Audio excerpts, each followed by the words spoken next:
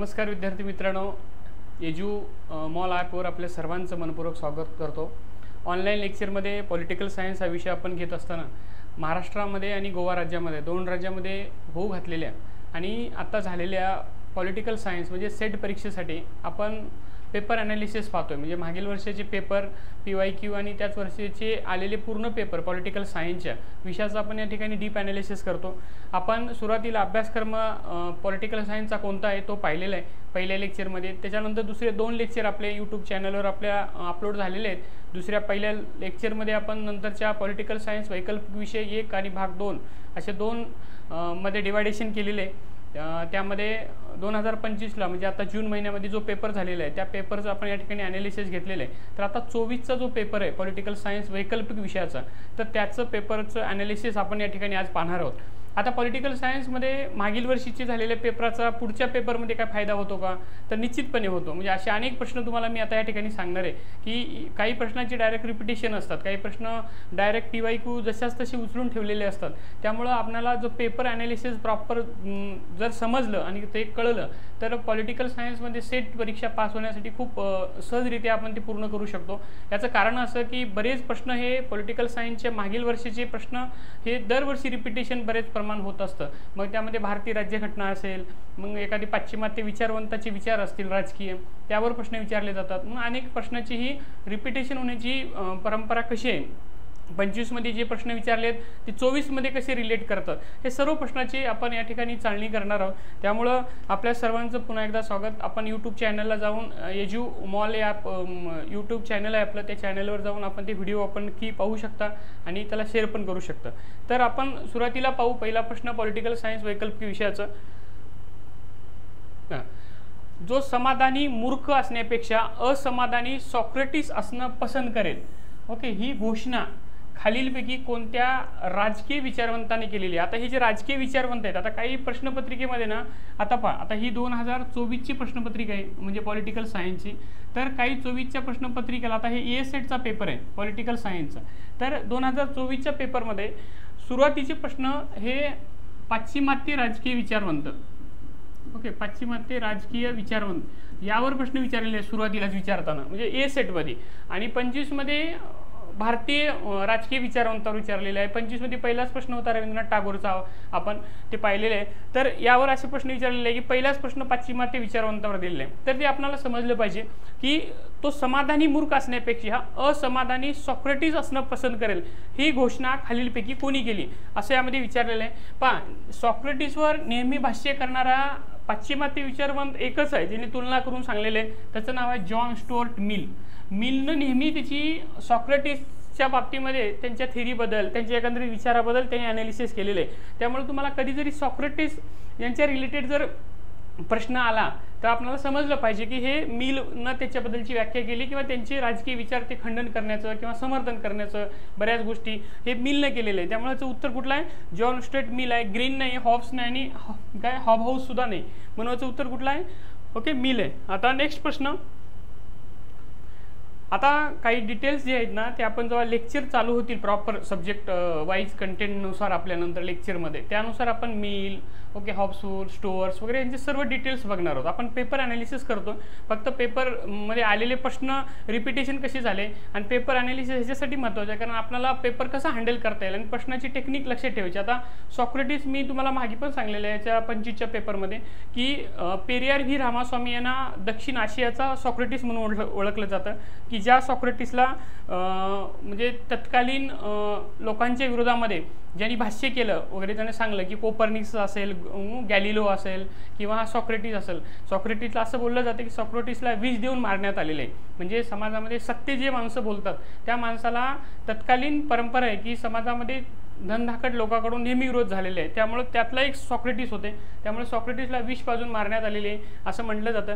तर आता बघा दुसरा प्रश्न, खालीलपैकी कोण विचारवंताने सुरुवातीच्या उदारमतवादाला ओके, सौतत्ववादी आणि युक्तिवाद असं म्हटलेले. आता व्याख्या विचारली आहे तुम्हाला बघा, लक्षात ठेवा हे पाश्चिमात्य विचारवंतांच्या थेरी नाही विचारत, ही व्याख्या विचारली जाते की कोण कोणाबद्दल म्हटलेले.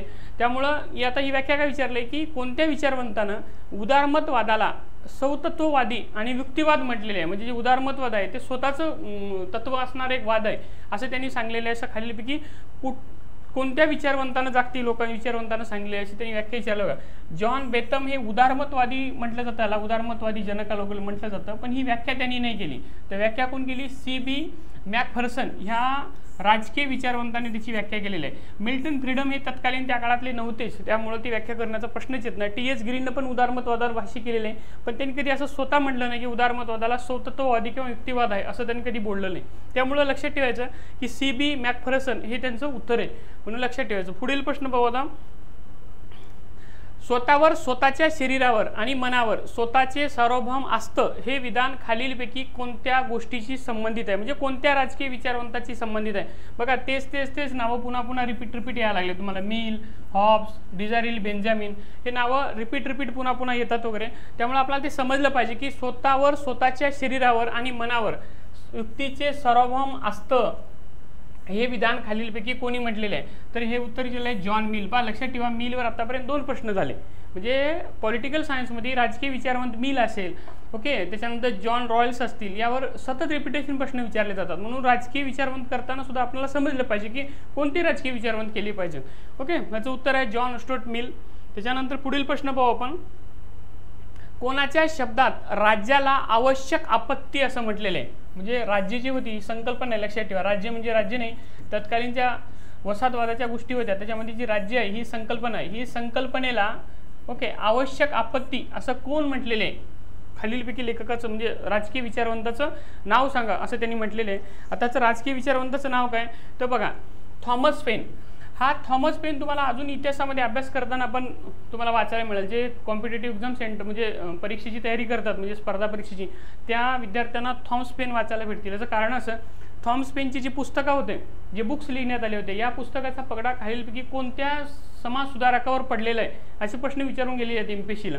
तर ते कोणावर पडला होता? महात्मा फुले, ओके, आगरकर असतील, यांच्या बऱ्याच ह्याच्यावर त्यांनी थॉमस पेनच्या पुस्तकाचा ओके यांच्या पुस्तकाचा म्हणजे वाचनाचा प्रभाव दिसून येतो असा प्रश्न विचारण्यात आलेला आहे. म्हणून आपण ते हिस्ट्रीचा विषय झाला.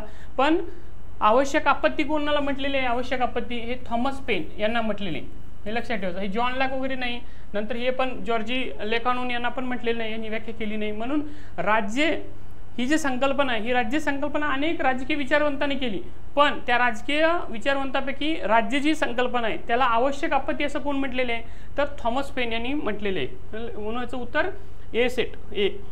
पुढे आता आपण पुढचा प्रश्न पाहू. बघा, द फेमिनाईन मिस्टिक नावाचं पुस्तक. आता ह्या पॉलिटिकल सायन्स जो वैकल्पिक विषय आहे ना, पुस्तकावर कमीत कमी 3 ते 4 प्रश्न फिक्स असतात. ओके, 3 ते 4 प्रश्न फिक्स होतात. यामध्ये मग पाश्चिमात्य विचारवंत असतील, ओके, त्याच्यानंतर भारतीय विचारवंत असतील, ओके, यावर प्रश्न फिक्स विचारलेले आहेत. मागच्या 2025चा प्रश्न आला होता, त्यामध्ये डॉक्टर बाबासाहेब आंबेडकरांवर पुस्तकाचं नाव विचारलं होतं. खालीलपैकी कुठलं पुस्तक, म्हणजे जे आता जूनमध्ये एक्झाम झाली आपली त्यावर विचारलेले आहे. त्यामुळे आपल्याला ती माहिती असली पाहिजे. म्हणून पुस्तकावर 3 ते 4 प्रश्न फिक्स असतात. म्हणून पाश्चिमात्य विचारवंतावर अभ्यास करताना त्यांची पुस्तकं कोणती महत्त्वाची आहेत, ओके, कोणती बुक्स लिहिलेली आहेत ते तुम्हाला माहिती असली पाहिजे. आता बघा, द फेमाईन मिस्टिक नावाचे पुस्तक खालीलपैकी कोणत्या राजकीय विचारवंताने लिहिलेले असं नाव विचारलंय? तर बेटी फ्रीडन या राजकीय विचारवंताने त्यांचं पुस्तक लिहिलेलं आहे. काय? द फेमाईन मिस्टिक नावाचं पुस्तक त्यांनी लिहिलेलं आहे. पुढे 7वा प्रश्न. कोणता राजकीय विचारवंत असे प्रतिपादित करतो की माणूस एक नागरिक आणि माणूस एक खाजगी व्यक्ती यात राजकीय विरोधाभास आहे? तो काय म्हणतो की एक जो माणूस आहे नागरिक आणि एक माणूस दुसरा आहे तो खाजगी व्यक्ती, यामध्ये राजकीय विरोधाभास आहेत अशी व्याख्या केलेली आहे. आता खालीलपैकी कोणत्या राजकीय विचारवंताने ती व्याख्या केलेली आहे असं राजकीय विचारवंताचं नाव विचारलेलं आहे? तर हे कोणी केलेलं लक्षात ठेवा तुम्ही, की जेव्हा नागरिक हा संकल्पना येतं किंवा खाजगीकरण येतं किंवा त्याचबरोबर राजकीय आणि नागरिक यांना जोडण्याचा प्रयत्न केला जातो किंवा तत्कालीन भांडवलशाहीला विरोध करण्याची संकल्पना माणसाबरोबर किंवा नागरिकाबरोबर जोडली जातं, तर ती कोणी केली जातं तर एक अंदाज लावला पाहिजे, तुम्हाला कळलं पाहिजे. ही जी नावं असतात ना, मिल कधी असं तुलना नाही केली माणसाबद्दल आणि नागरिक आणि खाजगीकरणाबद्दल. ते फक्त कार्ल मार्क्सवर तत्कालीन ह्याच्यावर विचारलं जातं आणि विरोध केलेले आहे. म्हणून कार्ल मार्क्सनंच अशी व्याख्या केलेली आहेत की ते काय म्हणतो की माणूस एक नागरिक आणि माणूस एक खाजगी व्यक्ती यात फरक आहे, असं कोणी व्याख्या केली तर कार्ल मार्क्स यांनी व्याख्या केली. आता कार्ल मार्क्सबद्दलची डिटेल माहिती आपण लेक्चरमध्ये पाहणार आहोत. पुढील व्यक्ती त्यांच्या प्रतिभेची आणि क्षमतेची पूर्णता मालक आहेत, ही कल्पना खालीलपैकी कोणी पुनर्जीवित केलेली आहे. बघा 8वा नंबरचा प्रश्न आहे. ते काय म्हणतं की व्यक्तीची प्रतिभा आणि क्षमतेचं पूर्णता मालक आहे, ही कल्पना खालीलपैकी कोणी नव्यानं पुनर्जीवित केलेली आहे. त्या पाश्चिमात्य विचारवंताची नावं वगैरे त्यांनी विचारलेले, कोणी केलेले वगैरे. आता पहा, आता हे जॉन रॉल्स आहे ना, हे रॉल्सचे विचार वेगळे आहेत. ओके, स्मिथ हा आडम स्मिथ नाही आहे, कारण आडम स्मिथ प्रत्येक मानवी संकल्पनेला अर्थशास्त्रीय दृष्टिकोनातून त्यांनी पाहिलेलं आहे. म्हणजे तत्कालीन आर्थिक गोष्टी कोणत्या येतात वगैरे त्या गोष्टीला तो रिलेट करतो आडम स्मिथ. त्याच्यानंतर लेनिनचं काही विचार नाही, कारण लेनिनचे विचार भांडवलशाहीला कधी समर्थन कधी विरोध या गोष्टी वेगळ्या रिलेट करणाऱ्या होत्या, त्यामुळे लेनिनचा काय संबंध येत नाही. रॉबर्ट नोजिक यांनी काय केलेलं आहे, ही पृथ्वीची पूर्णता आणि मालक आहेत ही संकल्पना कोणी केलेली, रॉबर्ट नॉजिक. आता ही Robert Nozick, John Rawls, Adam Smith यांची जो आपण डिटेल्स बघणार आहोत राजकीय विचारवंताची माहिती लेक्चरमध्ये, तेव्हा आपल्याला त्याबद्दलची रिलेटेड करणारी माहिती आपल्याला ते महत्त्वाची कंटेंट असे महत्त्वाचे सेंटेन्स वगैरे आपण जेव्हा पाहू ना, तेच प्रश्न बरेच वेळेस रिपिटेशन प्रश्न आहेत महत्त्वाची कोटवर, त्यामुळे ते आपण चर्चा करणार आहोत. ओके, पुढचा प्रश्न पहा. खालीलपैकी कोणाला समाजवादी स्त्रीवादी मानलं जातं. बघा, समाजवादी पण आणि स्त्रीवादी पण खालीलपैकी कोणाला म्हटलं जातं. आता तुम्ही पाहिलंय Kate Milton, okay, Max Weber, okay, Friedrich Engels आणि बेटी फ्रेडन. आता यांच्यावर आता एक प्रश्न विचारून गेला बघा ऑप्शनमध्ये, तुम्हाला सांगतो. तर मागे प्रश्न बघा तुम्ही आता कोणते विचारून गेलाय बघा. बेटी फ्रेडन फिमाईन मिस्टिक नावाचं पुस्तक लिहिलं. आता हाच जो ऑप्शन आहे 1 नंबरचा, तो पुढच्या प्रश्नाला लगेच टाकलेला आहे त्यांनी. म्हणजे लक्षात ठेवा, तुम्हाला मोजकेच फक्त हे करावं लागणार आहेत, म्हणजे पाश्चिमात्य विचारवंत मोजके करावं लागणार आहेत. ते कोणी केली बघा. आता केट मिल्टन नाही, कारण तो समाजवादी होते. हे सर्व समाजवादी इथं समाजवादी होते, पण स्त्रीवादी होते का तर स्त्रीवादी नव्हते. मॅक्स वेबर हे नव्हते स्त्रीवादी. त्याच्यानंतर फ्रेडरिक एंगल्स यांनी पुस्तक लिहिलं, लक्षात ठेवा. तर फ्रेडरिक एंगल्स हे त्यांचं उत्तर आहे. ते समाजवादी पण होते आणि स्त्रीवादी पण होते, हे लक्षात ठेवा. खालीलपैकी कोण विचारवंत नागरी समाजाला हित संबंधाचे एकूण क्षेत्र, म्हणजे जो नागरी समाज आहे, लक्षात ठेवा, नागरी समाज याला काय म्हटलेलं आहे त्यांनी, हित संबंधाचे एकूण क्षेत्र अशी त्यांनी व्याख्या केलेली आहे. तर खालीलपैकी त्याचं नाव काय, म्हणजे राजकीय विचारवंताचं असं त्यांनी विचारलंय. ह्याच्यात ऑप्शन आहेत जॉन लॉक आहे, ओके, चार्ल्स फुरियर आहे, रॉबर्ट फुटनाम आहे, त्याने GWF हेगल आहे. आता लक्षात ठेवा, नागरी संबंधाच्या नेहमी संकल्पना आणि नागरी समाजाची तुलना हे मानवाच्या एकंदरीत जीवनाशी करण्याचं काम जर कोणी केलं असेल राजकीय विचारवंतापैकी, तर ते हेगलनं केलेले आहे. म्हणून हेगलना नागरी विचारवंताचा काही ठिकाणी त्यांना महत्त्वाचा पुढाकार घेणारे शिल्पकार सुद्धा मानलं जातं. म्हणून हे हेगल त्याचं उत्तर आहे. आपण जो हेगलची बद्दलची आपण डिटेल माहिती पुढील लेक्चरमध्ये पाहणार आहोत. ओके, पुढचा प्रश्न पाहू. आता पुढे लगेच हेगल आलं बघा. हेगलचं उत्तर आलं, आपण पाहिलं. आणि हेगलवर प्रश्न दुसरा. हेगलच्या राजकीय तत्वज्ञानात व्यक्तीचे नैतिक जीवन आणि राज्य यांच्यात काय संबंध आहे. आता 4 पर्याय दिलेले संबंध विचारले. कशात, व्यक्तीचे नैतिक जीवन आणि राज्य यांच्यात काय संबंध आहे असे त्यांनी प्रश्न विचारले. तर आपण एक एक पाहूत. राज्याच्या व्यक्तीच्या नैतिक जीवनावर कोणताही परिणाम होत नाही. चूक होते, परिणाम होतं, कारण राज्याचा आणि व्यक्तीचा नैतिक जीवनावर होतो ना, ते परिणाम होतो असं हेगल म्हणतो. नैतिक जीवन आणि सामाजिक संरचनेपासून अलिप्त राहण्यामुळे शक्य होतं. नाही, अलिप्त राहू शकत नाही, कारण ते एकत्र राहिल्यामुळे शक्य होतं. त्यामुळे उत्तर येऊ शकत नाही, कारण निगेटिव्ह उत्तर आहे, चुकायचं. त्याच्यानंतर पुढे, व्यक्तीचे नैतिक जीवन राज्याची जीवनाशी अविभाज्यपणे जोडलेले असतं, कारण ते प्रश्नातच दिलेले आहे, दोन्ही एकत्र जोडलेले आहे. काय म्हटलेले आहे की व्यक्तीचे नैतिक जीवन आणि राज्य यांच्यात काय संबंध आहे, तर ते एकत्रच असलं पाहिजे, कारण निगेटिव्ह माणूस सेंटेन्स करू शकत नाही कोणी. तर हेगलचं काय म्हणणं आहे की व्यक्तीचे नैतिक जीवन आणि राज्याची जीवनाशी अविभाज्यपणे जोडलेले आहे. आता खालचा हे प्रश्न उत्तर बरोबर यायचं. आता खालील चौथा पाहू. हेगलनं राजकीय संदर्भातील नैतिक जीवनाशी संकल्पना नाकारली. निगेटिव्ह नाकारू शकत नाही, कारण त्यांनी एकत्र जोडण्याचा प्रयत्न केलेला आहे हेगलनं. म्हणूनचं उत्तर काय, सी. म्हणून लक्षात ठेवा, तुम्ही असं वाचताना ना निगेटिव्ह सेंटेन्स नसतंच उत्तर, ते पॉझिटिव्हच असतं. त्यामुळे वाचताना जरी आपला अंदाज लावला तरी पण कळून जाते की हे याचं उत्तर काय असू शकतं, जर एखाद्या वेळेस तुम्हाला समजा नाहीच माहीत असेल. आणि पॉलिटिकल सायन्स एक सर्वात चांगलं आहे, जोपर्यंत पॉलिटिकल सायन्सचे पेपर म्हणजे नेटचे पेपर, सेटचे पेपर हे निगेटिव्ह होत नाहीत तोपर्यंत आपल्याला पास होण्याची पण संधी खूप चांगली असते. कारण ज्या दिवशी ती निगेटिव्ह येते ती तुम्हाला काय असेल ते MPSC करणाऱ्या विद्यार्थ्यांना जास्त माहीत आहे, कारण निगेटिव्हमुळे काय होतं वगैरे. कारण काही प्रश्न विद्यार्थ्यांचे 60 बरोबर येतात, पण निगेटिव्हमध्ये पुढचे प्रश्न गेल्यामुळे ना बराच आपला मोठा लॉस वगैरे होत असतो. म्हणून निगेटिव्ह सध्या सिस्टीम नाही आहे. निगेटिव्ह म्हणून नसल्यामुळे आपल्याला बरेच प्रश्न पॉझिटिव्ह म्हणून पास होण्याची पण संधी जास्त असते. ओके, तो एक फायदा आपल्याला. पुढचा प्रश्न, ग्रॅमसी सिद्धांतामध्ये ओके स्थितीचं युद्ध या संकल्पनेचा संदर्भ काय आहे. ओके, आता नंबर 12चा प्रश्न बघा. तर आता पाहू आपण, वर्गामधील खुला लष्करी संघर्ष नाही आहे, स्थितीचे युद्ध संघर्ष नाही. नागरी समाजावर वैचारिक वर्चस्व आणि नियंत्रणासाठीचा संघर्ष, हे त्यांनी स्थितीचं युद्ध ह्याच्यामध्ये सांगलेले आहे. ओके, पहा नंतर क्रांतिकारी उठाव, हे क्रांतिकारी उठाव त्यांनी कधी बोललंच नाही. त्यामुळे आर्थिक निर्धारण नाही, संकल्पना ग्रॅमसी सिद्धांतामध्ये त्यांनी मांडलेच नाही. त्यामुळेच उत्तर कुठलं, बी, नागरी समाजावर वैचारिक वर्चस्व आणि नियंत्रणासाठी संघर्ष.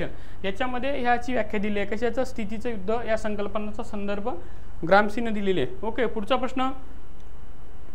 ओके, फ्रान्स फॅनलच्या राजकीय विचारातील कोणती संकल्पना वसाहतवादाचा वसाहतिक मानवीवर होणाऱ्या मानसिक परिणामावर भर देतं. बघा आता हे राजकीय विचारवंत जे असे असतात ना, या राजकीय विचारवंताच्या महत्त्वाच्या आपल्याला संकल्पना वगैरे त्या कळून गेल्या पाहिजे आणि समजल्या पाहिजे, तरच ते उत्तर हँडल करता येतं तुम्हाला. आता यांनी काय सांगलेलं आहे की मानसिक परिणामावर भर देतं. काय देतं, तर आर्थिक निर्धारीवाद नाही, सांस्कृतिक अपेक्षावाद यांनी कधी मांडलाच नाही.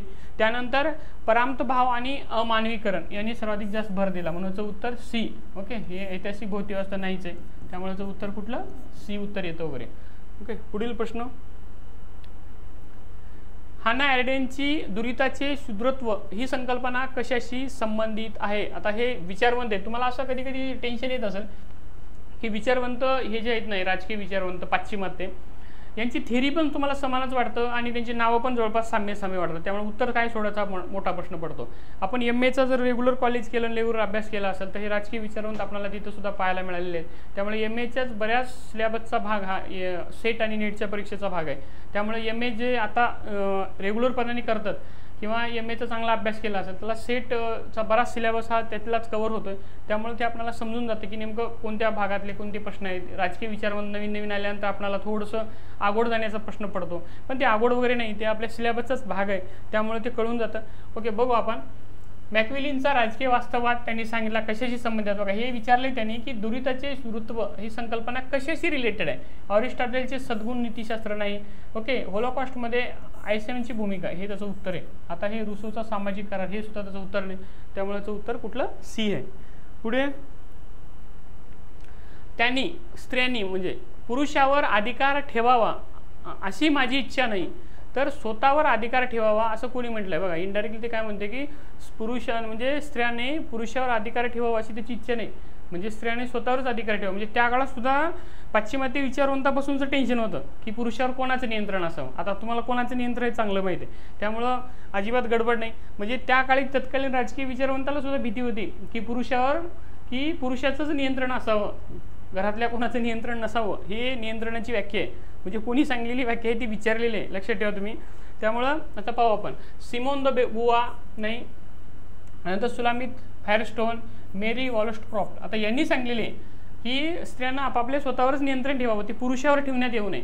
ओके, असं सांगितलेलं आहे. जर आता जर हे असले असते तर काय झालं असतं तुम्ही ठरवा आता. ओके, मेरी वॉलस्टोनक्रॉफ्ट. आता पुढे, नैसर्गिक माणूस असा असेल ज्यामध्ये प्रखर सदसद विवेक बुद्धी आणि शाश्वत तर्क यामुळं आत्मप्रेम सहानुभूती यांच्यात यशस्वीपणे सुसंवाद घडून जातो. हे प्रतिपाद खालीलपैकी कोणी केलेले आहे असं त्यांनी व्याख्या विचारलेले आहे. तर बघा आता कोणी केली, बघा काय म्हणतं की नैसर्गिक माणूस, पुढे प्रखर सदसद विवेक बुद्धी, शाश्वत तर्क, हे कोणी केलेले आहे हे विचारले. तर हॉब्सने केलेली नाही, कारण नैसर्गिक आणि माणूस ही संकल्पना, शाश्वत सदसद बुद्धी हे फक्त ना पाश्चिमात्य विचारवंतापैकी रुसोने केली आहेत, लक्षात ठेवा. हे बेंथम तर उदारमतवादी होते. लॉक तर तुम्हाला माहिती आहे, हा लॉक आणि माणूस नैसर्गिक साधन याच्यावर तो चर्चा खूप करायचे, म्हणून उत्तर रुसो. सामाजिक पदानुक्रमातील भूमिका आणि जबाबदाऱ्या व्यक्तीने पार पाडण्याचं महत्त्व. ओके, कन्फ्युशियसच्या कोणत्या संकल्पनेमध्ये विषेद केले गेलेले आहे.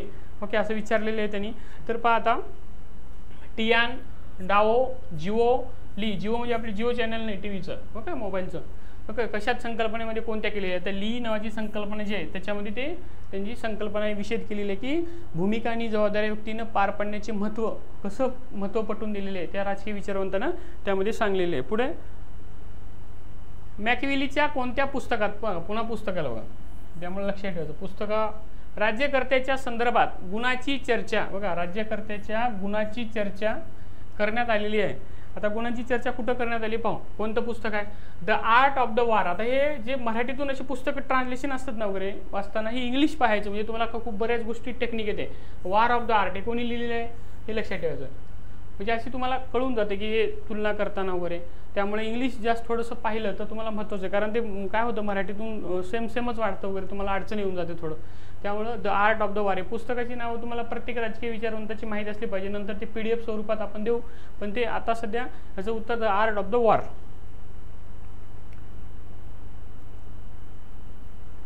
ओके, पुढं जॉन लॉकच्या मते बघा आले जॉन लॉक अजून, खालीलपैकी कोणता नैसर्गिक अधिकार नाही असं त्यांनी विचारलंय. त्यांनी बरेच जॉन लॉकनं सांगलेलं आहे की नैसर्गिक अधिकार कोणकोणते आहेत वगैरे, तर यापैकी कुठला अधिकार नाही त्यांनी सांगितले. आता याचे नैसर्गिक अधिकार जे आहेत ना, नैसर्गिक अधिकारांची व्याख्या आणि यांचे प्रकार. नैसर्गिक अधिकार,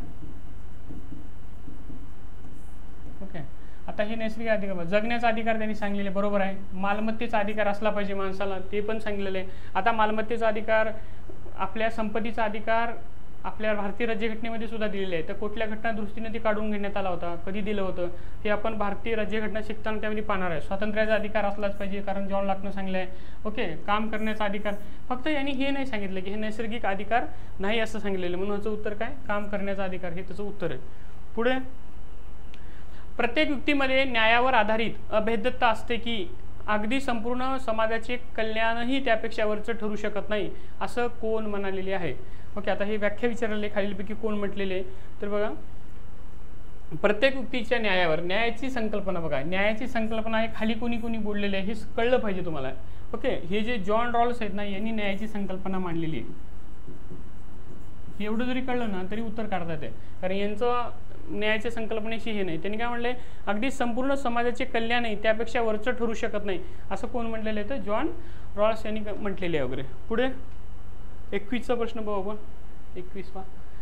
आणि बघा पुन्हा ग्रंथ आलेले आहेत. आता ग्रंथ हे पाश्चिमात्य भारतीय विचार. ओके, काय, the home and the world. आता इंग्लिश पाहायचं काय, the home and the world हे पुस्तक खालीलपैकी कोणी लिहिलेले. आता हे पुस्तक लिहिलेले नाही तर आता 20 प्रश्न तुम्हाला पाश्चिमात्य विचारवंतावर होते. किती, पाश्चिमात्य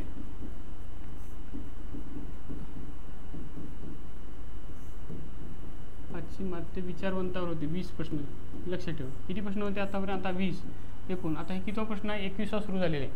ओके, त्यामुळे लक्षात ठेवा म्हणजे पाश्चिमात्य प्रश्नाच्यावर 20 प्रश्नापैकी तुम्हाला मिनिमम बरेच प्रश्न तरी आले पाहिजेत, म्हणजे कमीत कमी 60+ मार्क येण्यासाठी, पर्सेंटेज येण्यासाठी खूप महत्त्वाचे असतात. त्यामुळे 20 प्रश्नापैकी बरेच प्रश्न तुम्हाला आलेच पाहिजे. आता कोण पुस्तक कोण लिहिलं, the home and the world हे पुस्तक कोण लिहिले, पंडित नेहरू, रवींद्रनाथ टागोर, M.K. गांधी, राम मनोहर लोहिया हे कोणी कोण लिहिले, तर हे रवींद्रनाथ टागोर यांनी लिहिले. तुम्हाला आणि सांगतो मागच्या प्रश्नामध्ये जर रवींद्रनाथ टागोरच्यावर जर तुम्ही आपल्या भारतीय विचारवंतावर जर अभ्यास केला असता तर काय फायदा झाला असता. जर 2024चा जो कोणी पेपर दिला त्यांनी जर रवींद्रनाथ टागोर यांच्यावर जर अभ्यास केला असेल तर ह्याचं रवींद्रनाथ टागोर यांचं उत्तर बरोबर आलं असतं.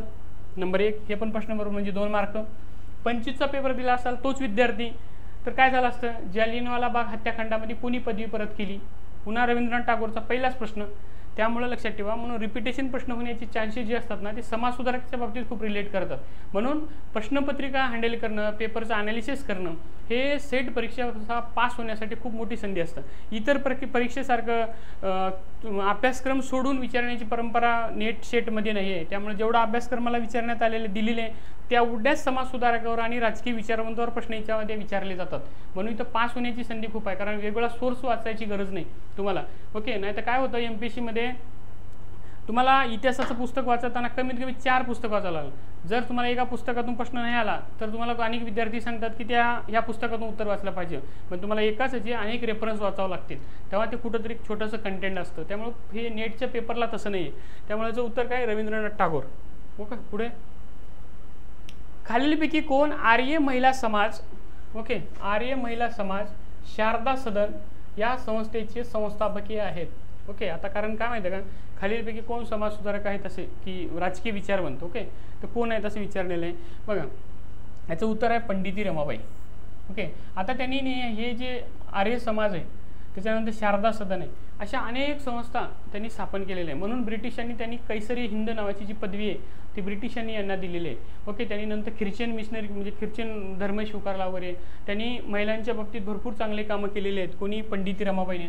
ही जी समाज आहे ना, ही शारदा सदन, असे खूप त्यांनी समाज काढलेले आहेत, म्हणजे सदन वगैरे, कृपा सदन असेल, ओके, हे अनाथ विद्यार्थ्यासाठी वगैरे असेल वगैरे, काय दुसरे वेगवेगळे असे सदन त्यांनी स्थापन केलेले आहेत वगैरे. ते पंडिती रमाबाईंच्या अभ्यासक्रमामध्ये आपण पाहताना वगैरे ते राजकीय विचारवंतामध्ये आपण त्यांनी डिटेल पाहू की पंडिती रमाबाईंचा जन्म कुठे झाला, त्यांनी वेगवेगळ्या संस्था कोणत्या स्थापन केलेल्या आहे, त्यांनी पुस्तक कोणतं लिहिलं, त्यांना कोणत्या पुरस्कारानं सन्मानित करण्यात आलं होतं, ओके, त्यांच्या संस्थेमध्ये स्थापन करण्यासाठी कोण कोण सोबत होतं वगैरे, त्यामुळे हे विचारू शकते. त्यामुळे पंडिती रमाबाई हे त्याचं उत्तर आहे. ओके, पुढे प्रश्न. भारतीय फाळणीचे गुन्हेगार बघा ग्रंथ. आता हे लक्षात ठेवा तुम्ही, 2025चा जो पेपर आपण ॲनालिसिस केलेले त्याच्यामध्ये डॉक्टर बाबासाहेब आंबेडकरांनी कोणतं पुस्तक लिहिलं, हे पुस्तक लिहिल्यानंतर त्या पुस्तकाचे जे नाव खाली दिलं होतं पर्यायामध्ये, त्याच्या खालचा जो प्रश्न होता म्हणजे पर्यायामधला, तर हे पुस्तकाचं नाव होतं भारतीय फाळणीचे गुन्हेगार. म्हणजे विचार करा तुम्ही, जर म्हणजे तुम्ही या प्रश्नाचं 2024चा प्रश्न जर चांगला हँडल केला असता, सोडवला असता, तर 25मध्ये बरोबर आला असतं. कारण ते पुस्तकाचे ट्रान्सपरंट विचारलेले आहेत लेखक एकमेकाला. म्हणून आपण ना अभ्यास करताना नुसतं पुस्तक जे खाली पर्याय दिले त्याला सोडून नाही द्यायचं. ते पर्यायामधले जे पर्याय आहेत ना ते पण सर्च करायचं की हे पुस्तक खालीपैकी कोणी लिहिलं, काय लिहिलं, मग आपला प्रश्न चुकत नाही नेक्स्ट टाइमला. म्हणून रिपिटेशन होण्याचा फायदा असतो. आता ह्या जशाच तसा 2025मध्ये प्रश्न विचारण्यात आला होता ऑप्शनमधला. आता हे कोणी लिहिलं लक्षात ठेवा, डॉक्टर बाबासाहेब आंबेडकर, विदा सावरकर, जयप्रकाश नारायण आणि राम मनोहर लोहिया यापैकी 4 जणांपैकी भारतीय राजकीय विचारवंतापैकी कोणी लिहिलं असं पुस्तकाचं लक्षात ठेवा. पहा, बाबासाहेब आंबेडकरांनी त्यांच्या पुस्तकामध्ये असं भारतीय फाळणीचे गुन्हेगार वगैरे लिहिलं नाही, कारण त्यांनी फाळणीच्या संदर्भात एक पुस्तकात तुम्हाला थोडीशी टोन वाटेल की थॉट्स ऑफ पाकिस्तान, हे त्यांना बाबासाहेब आंबेडकरांचं पुस्तक आहे रिलेट करणारं थोडं. विदा सावरकरवर त्यांनी काही हे केलं वेगळं पुस्तक आहे. त्यामुळे त्याचं उत्तर राम मनोहर लोहिया हे त्याचं पुस्तक आहे. ओके, लक्षात ठेवायचं की भारतीय फाळणीचे गुन्हेगार कोण, हे पुस्तक जर कोणी विचारलं तुम्हाला की कोण आहे, तर त्याचं काय उत्तर आहे, राम मनोहर लोहिया असं त्याचं उत्तर आहे. पुढे 24.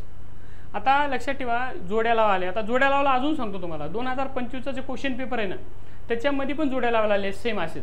जर तो जो 25चा प्रश्न तुमचा कधी बरोबर आला असता, जर 24ची प्रश्नपत्रिका तुम्ही जर चांगली हँडल केली असती, त्याचं चांगलं ॲनालिसिस केलं असतं, तर 25मधली जोड्या लावायचा प्रश्न बरोबर आला असता. पहा, तेच रिपिटेशन सांगतो बघा. एम.एन. रॉय हा 25ची तुम्ही आपण जे पेपर ॲनालिसिस केलेला आहे यूट्यूब चॅनलवर आपला व्हिडिओ आहे तो तुम्ही नक्की पहा. त्या व्हिडिओमध्ये तुम्हाला एम.एन. रॉयबद्दल तुम्हाला दिसेल माहिती, कारण तोच प्रश्न रिपिटेशन इथे विचारला आहे 25चे. आता जे जूनला पेपर झाला ना त्या पेपरमध्ये तो प्रश्न तुम्हाला पाहायला मिळेल. ओके, आता तुम्ही आपण जोड्या लावू पहा कोणत्या कशा जोड्या. एम.के. गांधी लक्षात ठेवा. आता एम.के. गांधी म्हणजे कोण, महात्मा गांधी. आता यांचे विचार, आता तुम्हाला पंचशील बद्दल पण मी सांगितलेले आहे त्या लेक्चरमध्ये. आता पंचशील बघा, पंचशील तत्व कोणी सांगितलं, पंचशील, ओके, हे पंचशील तत्व पंडित नेहरूनं सांगलेले. आता जोड्या लावला पाहू. बीचं उत्तर 1, बीचं उत्तर 1 बघा इथं एवढ्या ठिकाणी बीचं उत्तर 1 आहे, म्हणजे आपल्याला आणून दुसरी माहिती असली पाहिजे. पुढे एम.के. गांधी याच्यापैकी कुठला विचार मांडलेला आहे, त्यांनी विश्वास नावाची संकल्पना मांडलेली आहे. कोणी, महात्मा गांधीने. म्हणजे एचं उत्तर 3, एचं उत्तर 3 बघा इथं पण आहे आणि इथं पण आहे. म्हणजे याचा अर्थ दोन्हीपैकी एक उत्तर हे कट, ऑप्शन कट झाले. आता उत्तर भेटणार आहे आपल्याला दोन्हीपैकी एक. आता पुढे काय, दीनदयाल उपाध्याय, त्याच्यानंतर आपल्याला पंडित नेहरू पण पाहिलं आणि एम.एन. रॉय पण पाहिलेले आहे. तर आता आपण पाहत असताना वगैरे की कोणाकोणाची जोड्या कशा येतात पहा. पुढे एम.के. गांधीची जोडी पाहिलं 3 आलं उत्तर, त्याच्यानंतर जवाहरलाल नेहरू 1 उत्तर आलं. एम.एन. रॉय हे बघा मूलग्राही मानवतावाद, कारण मानवतावादी दृष्टिकोन आणि मानवतावादी विचार मांडणारे कोण होते, एम.एन. रॉय होते. त्यांनी रॅडिकल काँग्रेसची पण स्थापना केली, ते पण पाहिलेले आहे. ओके, त्यांनी नंतर कम्युनिस्ट, नंतर समाजवादी, नंतर लेनिन यांचे अनेक संघटना विचार वेगळे मांडलेले होते. कोणी, एम.एन. रॉय. त्याला मानवेंद्रनाथ रॉय असं म्हटलं जातं त्यांचं फुल नाव. तर हे जोड्या लावला हे लक्षात ठेवा. म्हणून आता बघा हे मूलग्राही मानवतावाद कोणी मांडलेलं आहे, सीचं उत्तर 4, सीचं उत्तर 4 कुठं आहे ते, सीचं उत्तर 4 इथं, सी इथे 4 म्हणजे याचं उत्तर 1. हे लक्षात ठेवा. असं जोड्या लावायला चुकून नाही दिलं पाहिजे, म्हणून जोड्या लावा रिपिटेशनला सेम येतात वगैरे. पुढील प्रश्न, खालीलपैकी कोणत्या विचारवंतांना अभिनव भारत ही संकल्पना स्थापन केलेली आहे. आता बघा लक्षात ठेवा, अभिनव भारत कोणी केली, विदा सावरकर. अभिनव भारत तुम्हाला माहिती आहे, अभिनव भारत, विदा सावरकर. दुसरं नंतर मित्रमेळा, ओके, मित्रमेळा यांचं नाव पुढे अभिनव भारत झालं. ओके, लक्षात ठेवा. कोणी? विदा सावरकर. त्यामुळे सावरकरांची पुस्तकं, सावरकराबद्दल त्यांना स्वातंत्र्यवीर म्हणतात. ओके, स्वातंत्र्य समर नावाचं पुस्तक त्यांनी, अंदमानच्या बेटावर त्यांचा तो प्रवास वर्णनचं पुस्तक वगैरे, त्यामुळे अशी अनेक पुस्तकं त्यांनी आपल्याला ते त्यांची संघटना आणि पुस्तकं वगैरे पाहतात. कारण श्री अरविंदो यांचा काही या पुस्तकाशी संबंध नव्हता, म्हणजे या संघटनेचे अरविंदो टागोर, कारण याच संघटनेनं अभिनव भारताच्या अनेक क्रांतिकारकांना जन्म दिलेले आहे अभिनव भारताच्या याच्यामधून. ओके, त्यांच्या घरातलेच स्वामी सावरकरांच्या घरातले मोठे बंधू असतील, ओके, स्वतः सावरकर असतील. ओके, यांना काळ्या पाण्याची शिक्षा झाली, आपण हे सर्व पाहिलेले स्वातंत्र्य. आणि सध्या कॉन्ट्रोवर्सी पण खूप आहे सावरकराबद्दल आपल्या भारतीय राजकीय ह्याच्यामध्ये, त्यामुळं आपण ते सावरकर नेहमी चर्चेत असतात वगैरे. पुढे याचं उत्तर बी. आता पुढील प्रश्न, बाळ गंगाधर टिळक यांच्या ओके चतुर्सूत्री हे खूप फेमस आहे. 4 सूत्री कार्यक्रम खालीपैकी कोणकोणते होते आणि त्यात एक कोणता तरी एक नव्हता. लक्षात ठेवा की यामध्ये त्यांनी विचारले की 4 होते, पण 4 पैकी एक कुठला तरी नाही असं त्यांनी विचारले बाळ गंगाधर टिळकबद्दलचं. आता ते कोणता नव्हता ते बघू आपण. बघा, ही चारी जी गोष्टी आहेत ना, हे लोकमान्य टिळकांच्या संदर्भातले आहेत. कारण लोकमान्य टिळक हे सर्व सुरू केलेले आहे. गणेश उत्सवाची सुरुवात त्यांनी केली, शिवजयंती त्यांनी सुरू केली. ओके, बहिष्कार. आता बघा कोणकोणते आहेत, स्वदेशी हे 4 पैकी एक आहे. त्याच्यानंतर पुढे बहिष्कार आहे, राष्ट्रीय शिक्षण आहे. या सर्व गोष्टीच्या गोष्टी हे 3चे 3 त्यांना रिलेट आहे. फक्त गणेश उत्सव जे आहे ना हे 4 मधलं नाही आहे, हे लक्षात ठेवायचं. ओके, त्यामुळं ह्याचं उत्तर कुठलं? गणेश उत्सव आहे, लक्षात ठेवायचं. खालीलपैकी कोणता विचारवंत आत्मसन्मान चळवळीशी संबंधित आहे? मी त्या दिवशी कालच्या 25च्या लेक्चरमध्ये पण पहिला प्रश्न येऊन गेला होता. पेरियार व्ही रामास्वामी, ओके, ज्यांनी जस्टिस पार्टी नावाची पार्टी स्थापन केली आणि तामिळ संस्कृतीचे ज्यांना खूप मोठे उद्गाते असं म्हटलं जातात, कारण त्यांच्याच विचारावर तामिळ संस्कृती त्यांना अभिप्रेत आहे, म्हणून त्यांना दक्षिण आशियाचा सॉक्रेटिस असं म्हटलं जातं पेरियार व्ही रामास्वामींना. त्यांचे विचार वगैरे आपण त्यांच्या ह्याच्यात पाहू, कारण त्यांनी मंदिर चळवळ असेल अशा अनेक चळवळीमधून ते पुढे आलेले आहेत. ओके, हे आत्मसन्मान. आता हे जर तुम्हाला आत्मसन्मान असं जर मराठी नाव खूपच आवड वाटत असेल तर इंग्लिश नाव बघायचं. कुठलं? Self respect movement. ही खूप फेमस आहे इतिहासामधली. ओके, ही कोणी सुरू केली असं विटलेलं आहे. ओके, पेरियार व्ही रामास्वामी यांनी सुरू केलेली आहे, हे लक्षात ठेवायचं. आत्मसन्मान चळवळ, हे आत्मसन्मान नाव खूपच असं डोक्याला जड वाटत असेल ना तर काय करायचं, हे सेल्फ रिस्पेक्ट मुवमेंट वगैरे लक्षात ठेवायचं. आता हे फक्त कोणी सुरू केली विचारते. आता एवढं डिटेल नाही विचारणार, कारण आपला पॉलिटिकल सायन्स विषय आहे. आता जर हिस्ट्री वगैरे असेल किंवा तुम्ही स्पर्धा परीक्षेची तयारी करत असाल तर यांचे सदस्य किती, ओके, या संघटनेचा उद्देश कोणता. ओके, आता या संघटनेचं आता सध्याचं नाव कुठलं, कोणती राजकीय पार्टी सध्या उदयाला आलेली आहे. ओके, आपण DMK वगैरे बघतो खालची साऊथची, या विचारावरच ती पुढे पार्टी उदयाला आलेली आहे. त्यामुळे हे लक्षात ठेवायचं. हे खूप डिटेल गेल्यानंतर विचारलं जातं, पण तोचा प्रश्न काही विचारला जात नाही, लक्षात ठेवा. पुढे पुढचा प्रश्न पाहू. खालीलपैकी कौटिल्य, आता हे महत्त्वाचं आहे बघा, कौटिल्य यांनी मांडलेला विचार राजकीय विचारवंत खालीलपैकी कुठला. आता कोणकोणते खालीलपैकी विचार मांडलेले आहेत लक्षात ठेवा. आता तुम्हाला माहिती पाहिजे का, आता मागचा प्रश्न आपण एक पाहिलेला आहे, कोणता जोड्या लावायचा.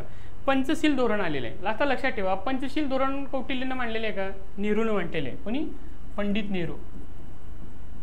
ओके, कोणी मांडलेलं आहे? पंडित नेहरू यांनी मांडलेलं आहे. ते आपल्याला समजलं पाहिजे. आता हे चौकोबा जे राज्य आहे, ओके, 4 स्तंभाचं राज्य, हे आपण 25 मध्ये प्रश्न येऊन गेलेले आहे. म्हणजे 24चा ज्यांना अभ्यास केला ना त्याला 25 मधला प्रश्न बरोबर आला असता, लक्षात ठेवा. म्हणून ही चौकोबाचं असेल, हे सप्तांग सिद्धांत असेल तर वगैरे हे विचारले. आता यांनी कौटिल्य यांनी 7 गोष्टी सांगलेल्या आहे की राज्य कसं करावं. ओके, त्याच्यानंतर राजा कोण असावा, त्याच्यानंतर तिथला प्रधान कोण असावा, अशा 7 गोष्टी त्यांनी सांगलेल्या आहे राज्य करण्यासाठी. कोणी? कौटिल्यने. म्हणून उत्तर हे आहे काय, सप्तांग सिद्धांत. आता चौथोबा कोण? हे चौकोबा राज्य कोण आपण पाहिलेलं आहे मागे, राम मनोहर लोहिया वगैरे हे. त्याच्यानंतर हे सप्तक्रांती वगैरे हे आपण आता मागच्या लेक्चरमध्ये पण 25च्या पाहिलेले. म्हणून लक्षात ठेवा, रिपिटेशन अभ्यास करताना बरेच प्रश्न हे PYQला पुढे कंटिन्यू करणारे असतात. म्हणून पॉलिटिकल सायन्सचे अनेक प्रश्न हे मागील वर्षाला रिलेट करणारे हाय तसे प्रश्न असतात. आता पाहिलं बघून पंचशील धोरण मागे पाहिलं आपण, प्रत्येक दरवर्षीच्या प्रश्नपत्रिकेत फिक्स प्रश्न आहे पंचशील धोरणावर, अलिप्तवादी चळवळ वगैरे. ओके, पुढे आता खालीलपैकी कोणती जोडी, हे आधी लक्षात ठेवायचं. आधी पेपर सोडवताना ना ही जोडी योग्य का अयोग्य हे अंडरलाईन करायचं. आपली गफलत काय होते, तिथं वरी जर अयोग्य विचारलं तर आपण खाली गडबडीमध्ये योग्य विचारतो.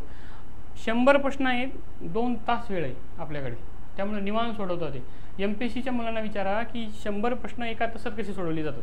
त्यामुळं आपल्याला 2 तास आहेत, त्यामुळे निवांत पेपर सोडवता येतो शांतपैकी. आधी वाचून घ्यायचं नेमकं काय काय चाललंय काय काय नाही, आणि त्याच्यानंतर सोडायचं की अयोग्य जोडी कुठली हे त्यांनी विचारलेले बघा, कुठले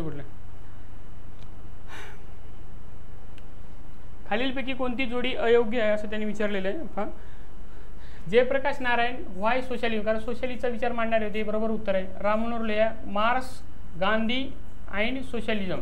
आता असाच प्रश्न आंबेडकरांवर विचारण्यात आलेला आहे, डॉक्टर बाबासाहेब आंबेडकरांवर. कुठला 25 मध्ये काय की बाबासाहेब आंबेडकर खालीपैकी कुठलं पुस्तक लिहिले आहे, त्याच्यामध्ये दिलं तर मार्क्स गांधी, ओके, जिना वगैरे हे प्रश्न दिले होते त्यामध्ये पुस्तकामध्ये, ते विचारलं होतं. तसं हे सोशलिझम, हे पण त्याचं उत्तर बरोबर आहे.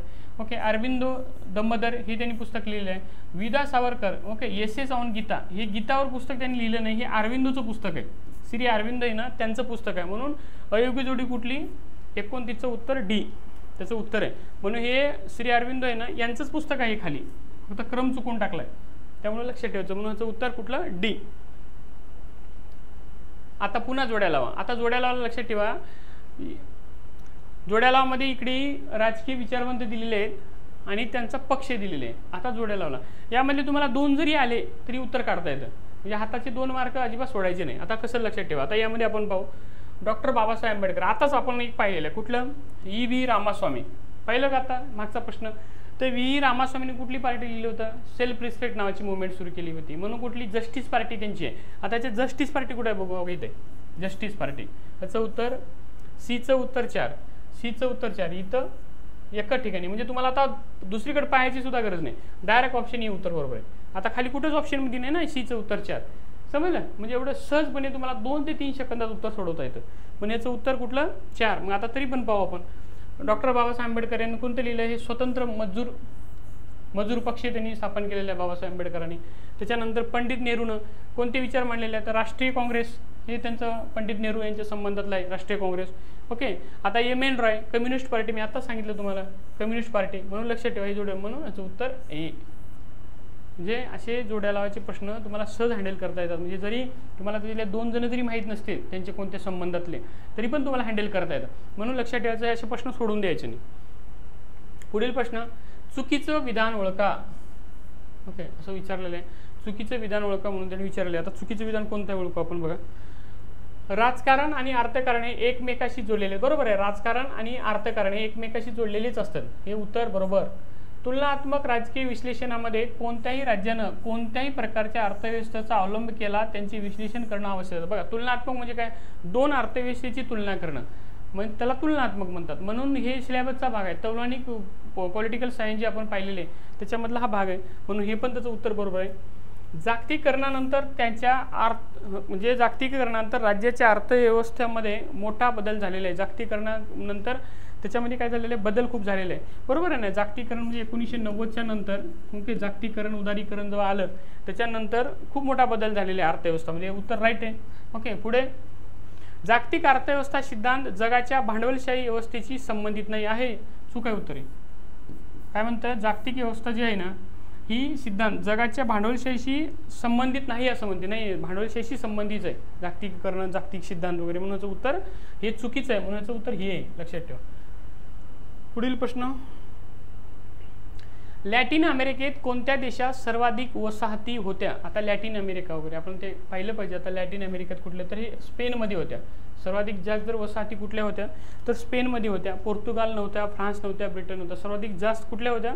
तर स्पेनमध्ये होत्या. हे आपल्याला माहिती असले पाहिजे, लॅटिन अमेरिका वगैरे मध्ये. पुढे, आफ्रिकन राष्ट्रवादापुढे सर्वात मोठं आव्हान कोणतं होतं? बघा, आफ्रिकन राष्ट्रवाद. आता आफ्रिकन युनियन सध्या आपल्याला चर्चेत आहे बरं का, आफ्रिकन युनियन. आता ब्रिक्स आणि मध्ये जी ब्रिक्स परिषद झाली त्यामध्ये आपण त्यांना इन्व्हॉल्व करून घेतलं होतं मध्यंतरी. ओके, ते आफ्रिकन युनियन आहे, त्याचे मेंबर कोणते आहेत? ओके, भारत हा त्याचा मेंबर आहे का? भारत हा त्याला सपोर्ट करतो का? आफ्रिकन युनियनचं महत्त्व काय वगैरे आपण हे सर्व आपण ते चालू ह्याच्यामध्ये पाहणारच आहोत. ते विचारलेलं आहे, आफ्रिकन राष्ट्रवादापुढे सर्वात मोठं आव्हान कुठलं असं त्यांनी विचारलेलं आहे. तर कोणतं आव्हान आहे? तर भाषिक आहे का? नाही. बघा, आफ्रिकन म्हणजे आफ्रिका खंड बरं का. आफ्रिका खंडामध्ये सर्वाधिक जास्त ही आदिवासी लोकसंख्या आहे, सर्वाधिक जास्त. म्हणजे इथलं सर्वात मोठं आव्हान कुठलं? तिथले आदिवासीचे प्रश्न आहेत. की सर्वाधिक मोठं आव्हान त्याचं काय असेल तिथं, तर ते आदिवासींचे प्रश्न आहेत. कारण जगातील सर्वाधिक जास्त आदिवासी राहणारा जो खंड आहे तो आफ्रिका खंड आहे. आपण यूट्यूब चॅनलला वगैरे पाहत असतो वगैरे, ते तिथे सर्वाधिक जास्त आदिवासीची लोकसंख्या आहे आफ्रिका खंडात. पुढे, खालीलपैकी कोणतं जागतिकीकरणाचे वैशिष्ट्य नाही? वैशिष्ट्य नाही म्हणलं, लक्षात ठेवायचं. कशाचं? जागतिकीकरणाचं वैशिष्ट्य नाही म्हणलं. बघा, आता बघा, उदारीकरण आहे, ज्ञान आणि तज्ञाचा मुक्त प्रवाह हे असू शकतं, असणारच. सीमेपलीकडील गुंतवणुकीचा मुक्त प्रवाह बरोबर असू शकतं. प्रतिबंधित व्यापार म्हणजे व्यापारांना जागतिकीकरणामध्ये बंदी आहे का, रिस्ट्रिक्शन आहे का? आता बघा इंग्लिशमधले शब्द, रिस्ट्रिक्शन इन ट्रेड आहे का? नाही आहे. जागतिकीकरणामध्ये असं नसलं पाहिजे, कारण मुक्त व्यापार असलं पाहिजे. म्हणून बंधन वगैरे असतात का? तर अजिबात नाही. त्यामुळे सरळ कळून येतं त्याचं उत्तर हे, ह्याचं उत्तर हे नाही, म्हणजे प्रतिबंधित व्यापार नाही. पुढील ह्याचं उत्तर लक्षात ठेवा, हे आहे चुकी सांगले आपलं, बरोबर आहे. पुढे 1973च्या पाकिस्तानच्या राज्यघटनेद्वारे कोणत्या प्रकारचे सरकार अस्तित्वात आले? 1973 लक्षात ठेवायचं. 73च्या जे जगात लक्षात ठेवा, माउंटबेटनच्या योजनेनुसार भारत आणि पाकिस्तानला दोघांनाही एकाच वेळेस राज्यघटना प्रदान करण्यात आली.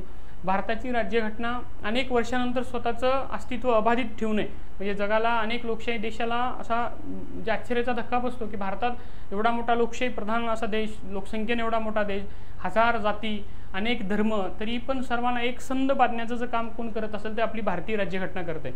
परंतु पाकिस्तानची राज्यघटना आपल्याबरोबर तयार होऊन त्या भारतीय राज्यघटनेप्रमाणे तिथलं कामकाज होत नाही. चाल, म्हणून तुम्हाला किस्सा सांगतो. जुल्फिकार अली भुट्टो, ओके, बेनजीर भुट्टोचे जे वडील होते ते सुद्धा तिथले मोठ्या राजकीय पदावर होते. तिथल्या सरकारने त्यांना जेव्हा शिक्षा देण्यात आली होती, फाशीची शिक्षा की घोषणा करण्यात आली होती की आता तुम्हाला माहिती आहे तिथला पाकिस्तानचे राष्ट्राध्यक्ष असेल, तिथला पंतप्रधान असेल, सत्तेत असेपर्यंत असतो, सत्तेतून बाहेर पडला की तो म्हणजे जेलमध्ये असतो. म्हणजे अशी राज्यघटना ही पाकिस्तानची आहे. तर त्यांनी जुल्फिकार अली भुट्टोनं त्यांच्या शेवटच्या वाक्यामध्ये ते बोलताना एखादा जजमेंटवर असं म्हणाले होते की जर माझ्या देशामध्ये भारतासारखी राज्यघटना जर सक्षम राहिली असती तर कदाचित मला ही फाशीची शिक्षा किंवा चुकीची मला शिक्षा पनिशमेंट मिळाली नसती. असं डॉन तिथला जो प्रसिद्ध वर्तमानपत्र आहे त्याच्यातून ते छापून जगभर आलं. म्हणून भारताची लोकशाही ही म्हणजे किती महत्त्वाची आहे आणि किती म्हणजे गोष्टीचा अतिशय व्हॅल्युबल आहे आपली भारतीय राज्यघटना, हे त्याचं महत्त्व अधोरेखित करतं. कारण दोन्ही राज्यघटना, दोन्ही देश एकाच वेळेस स्वतंत्र झाले तरी पण तो देश आपल्या तुलनेनं लोकसंख्येनं कमी असणारा देश असला तरी तिथली लोकशाहीवर चालणारी राज्यघटना नाही आहे. म्हणून लक्षात ठेवा, म्हणून भारतीय राज्यघटनेचं महत्त्व हे अबाधित आहे आणि ते आपल्याला सर्वांना टिकवायचं आहे. ओके, पुढील प्रश्न काय? 1973च्या पाकिस्तानच्या राज्यघटनेद्वारे कोणत्या प्रकारचे सरकार अस्तित्वात आले? 1973 नंतर असं त्यांनी सांगितलेलं आहे. तर कोणते आलं बघा, अध्यक्षीय हे अगोदर होतं 73च्या, संसदीय हे कधी आलं? 1973च्या ह्याच्यानुसार आलेले आहे. ह्याचं उत्तर हे संसदीय, हे लक्षात ठेवा. विशेषण लक्षात ठेवायचं. पुढे अमेरिकन राज्यघटनेचे जनक खालीलपैकी कोणाला म्हटलं जातं?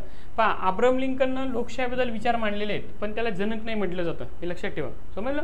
त्यामुळं जॉर्ज वॉशिंग्टन यांना म्हटलं जात नाही, थॉमस जेफरसन नाही, तर जेम्स मेडिसन यांना म्हटलं जातं. ते कोणाला? अमेरिकन राज्यघटनेचे जनक. तसंच भारतीय आता राज्यघटनेचे शिल्पकार कोणाला म्हटलं जातं आपल्याला माहिती? असाही प्रश्न विचारू शकतात. भारतीय राज्य घटनेचे शिल्पकार, ओके, डॉक्टर B.R. आंबेडकर यांना म्हटलं जातं. ओके, लक्षात ठेवायचं. त्यामुळं अमेरिकन राज्यघटनेचे जनक कोणाला म्हटलं जातं? जेम्स मेडिसन यांना म्हटलं जातं. म्हणून भारतीय राज्यघटना, अमेरिकी राज्यघटना, ओके, जगातल्या 60 देशांचा अभ्यास करून म्हणजे एवढा प्रगाढ अभ्यास करून डॉक्टर बाबासाहेब आंबेडकरांनी आपली राज्यघटना लिहिलेली आहे. त्यामुळं ती राज्यघटना एवढी मोठी राज्यघटना आहे की ते अमेरिकेच्या राज्यघटनेपेक्षा अनेक पावर भारतीय राज्यघटनेमध्ये दिलेले आहेत आपल्याला. त्यामुळे आपली राज्यघटना जगात सर्वाधिक मोठी राज्यघटना आणि सर्वश्रेष्ठ राज्यघटना मानली जाते. ओके, पुढील प्रश्न. 25 जानेवारी 1975 हे लक्षात ठेवा तारीख. बांगलादेशात आणीबाणी घोषित कोणी केली? आता हे यावर प्रश्न 25 मध्ये पण विचारून गेलेले आहे, लक्षात ठेवा. बरोबर. आता हे बांगलादेशवर खूप चर्चेचा विषय आहे कारण बांगलादेश सध्या आपल्याला माहिती आहे खूप चर्चेला विषय चालला जातो. कारण हे कोण होते? शेख मुजीबुर रहमान, शेख हसीनाचे वडील, जे शेख हसीना भारतामध्ये आश्रयाला म्हणून भारतामध्ये निघून आल्या आणि भारताने त्यांना आश्रय दिलं आणि बांगलादेशमधून तो निघून भारतामध्ये आल्या वगैरे. म्हणून आज बांगलादेशच्या बरेच गोष्टी आपण पाहतोय वगैरे. तिथं अल्पसंख्याकांवर होणारे अन्याय असतील, अत्याचार असतील. ओके, बांगलादेश सध्या जागतिक नकाशावर खूप चर्चेला आहे. म्हणून भारताचा खूप जवळचा पण त्यांना मानलं जातं कारण भारत खूप अर्थसहाय्य करतं. म्हणून शेख हसीना धावत धावत भारतामध्ये येऊन आता आश्रयाला आपल्या भारतामध्ये राहिलेले आहेत. ओके, म्हणून तिथली अस्थिरता आणि परिस्थिती ही खूप गंभीर होत चाललेली आहे. आणि हे शेख मुजीबुर रहमान यांच्या पुतळ्यावर तिथला तरुण पुतळ्यावर जाऊन तोडफोड करतो, पुतळ्यावर जाऊन अश्लील त्यातले पुतळ्याची तोडफोड करताना, विटंबना करताना ज्या देशाला ज्या माणसानं स्वातंत्र्य दिलं त्याच माणसाला आज तिथली परिस्थिती अशी निर्माण होताना खूप गंभीर प्रश्न तिथं निर्माण होत असतो. त्यामुळं तिथली बांगलादेशची नेहमी चर्चेचा विषय असतो तो.